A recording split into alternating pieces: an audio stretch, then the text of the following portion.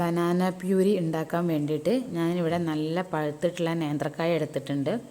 നല്ല പഴുത്ത നേന്ത്രക്കായ ആകുമ്പോൾ നല്ല മധുരം ഉണ്ടാവും. അപ്പോൾ നമുക്ക് അതിൽ അഡീഷണലായിട്ട് പഞ്ചസാരയോ കാര്യങ്ങളോ ഒന്നും ചേർക്കേണ്ട ആവശ്യമില്ല. പിന്നെ അത് മാത്രമല്ല, നല്ല മധുരം ഉണ്ടായതുകൊണ്ട് കുട്ടികൾക്കും നല്ല ഇഷ്ടപ്പെടും.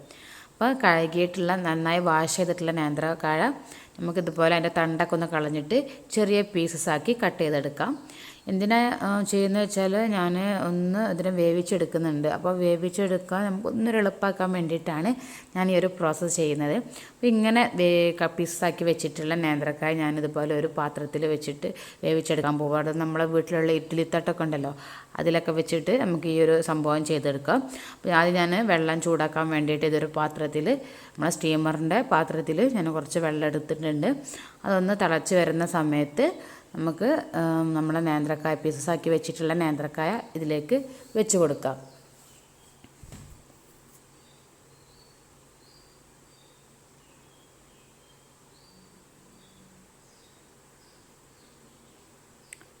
ഇവിടെ നമ്മുടെ വെള്ളമൊക്കെ ഏകദേശം ഇങ്ങനെ ചൂടായി വരുന്നുണ്ട്. അപ്പോൾ ഞാൻ നമ്മുടെ നേന്ത്രക്കായ ഇതിൻ്റെ മുകളിലേക്ക് വെച്ചിട്ട് അടച്ച് വെക്കാൻ പോവുകയാണ്. ഒരു 5 മിനിറ്റ്, മാക്സിമം പോയൊരു 10 മിനിറ്റ്, അതിനുള്ളിൽ തന്നെ അത് റെഡി ആയി കിട്ടും, വെന്ത് കിട്ടും. അപ്പോൾ അതുവരെ നമുക്കൊന്ന് വെയിറ്റ് ചെയ്യാം.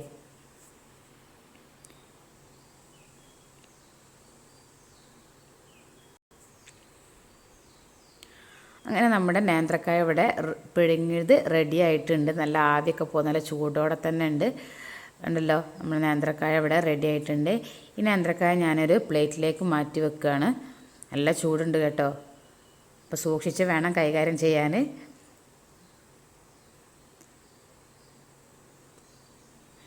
ഈ നേന്ത്രക്കായുടെ തൊലി നമുക്കൊന്ന് കളഞ്ഞ് മാറ്റി വെക്കാം. അപ്പോൾ നല്ല ചൂടുണ്ട്, ശ്രദ്ധിച്ചിട്ട് ചെയ്യുക കാര്യങ്ങൾ.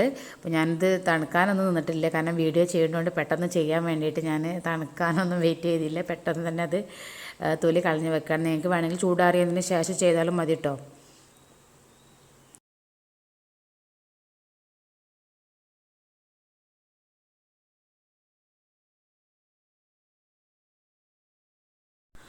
അങ്ങനെ ഞാനിവിടെ തൊലി കളഞ്ഞ് വെക്കുന്നുണ്ട്. ഇനി ഏതായാലും നമുക്കൊന്ന് ചൂടാറാൻ വേണ്ടിയിട്ട് വെയിറ്റ് ചെയ്യാം. അത് ചൂടാറി കഴിഞ്ഞിട്ടുണ്ട്. ഇനി ഞാനിതിങ്ങനെ നടുമുറിച്ച് പീസസാക്കി വെക്കുന്നുണ്ട്. എന്തിനാ ഇങ്ങനെ ചെയ്യുന്നത് വെച്ചാൽ, അതിനെ നടുക്ക് കണ്ടല്ലോ ഒരു നാര് പോലത്തെ ഒരു പോഷൻ കാണാം, ഒരു കറുത്ത കളറിൽ ഒരു നാര് കാണാം നേന്ത്രപ്പഴത്തിൻ്റെ ഉള്ളിൽ. ആ പോഷൻ നമുക്കൊന്ന് റിമൂവ് ചെയ്തെടുക്കണം. അപ്പോൾ നിങ്ങൾക്ക് എങ്ങനെ കൈകൊണ്ടാണോ ഏത് രീതിയിലാണെന്ന് വെച്ചാൽ അതൊന്ന് റിമൂവ് ചെയ്തെടുക്കുക. അത് കാരണം നമ്മൾ മിക്സിയിൽ അടിക്കുന്ന സമയത്തൊന്നും അത് അരഞ്ഞു പോകില്ല, പിന്നെ അത് കുട്ടികൾക്ക് അത് നല്ലതല്ല. അപ്പോൾ നമുക്കതൊന്ന് കളഞ്ഞെടുക്കാം.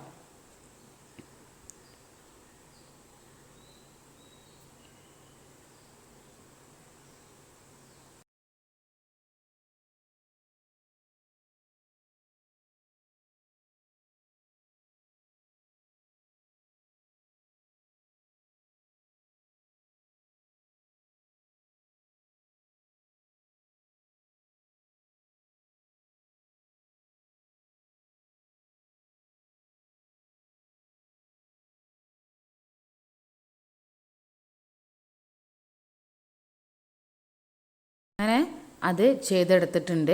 ഇനി നമുക്കിതൊന്നൊരു മിക്സിയിൽ നന്നായിട്ടൊന്ന് അരച്ചെടുക്കണം. അപ്പോൾ എല്ലാതും മിക്സിയിലേക്ക് മാറ്റിയിട്ട് ആവശ്യത്തിന് വെള്ളവും കൂടി ചേർത്തിട്ട് നമുക്കിത് അരച്ചെടുക്കാം.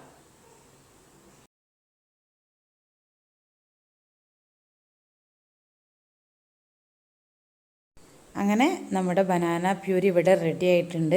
നന്നായിട്ട് ഇതുപോലെ അരച്ചെടുക്കുക. അങ്ങനെ ആകുമ്പോൾ കുട്ടികൾക്ക് കൊടുക്കാൻ ബുദ്ധിമുട്ടുണ്ടാവില്ല.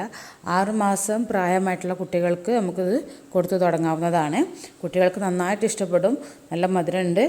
ബനാന അവരുടെ ഹെൽത്തിന് വളരെ നല്ലതാണ്. അതുമാത്രമല്ല വെയിറ്റ് ഗെയിനിന് ബനാന നല്ല റെസിപ്പിയാണ്. അതുകൊണ്ട് നിങ്ങൾ എന്തായാലും നിങ്ങളെ മക്കൾക്കിത് ട്രൈ ചെയ്ത് നോക്കണം.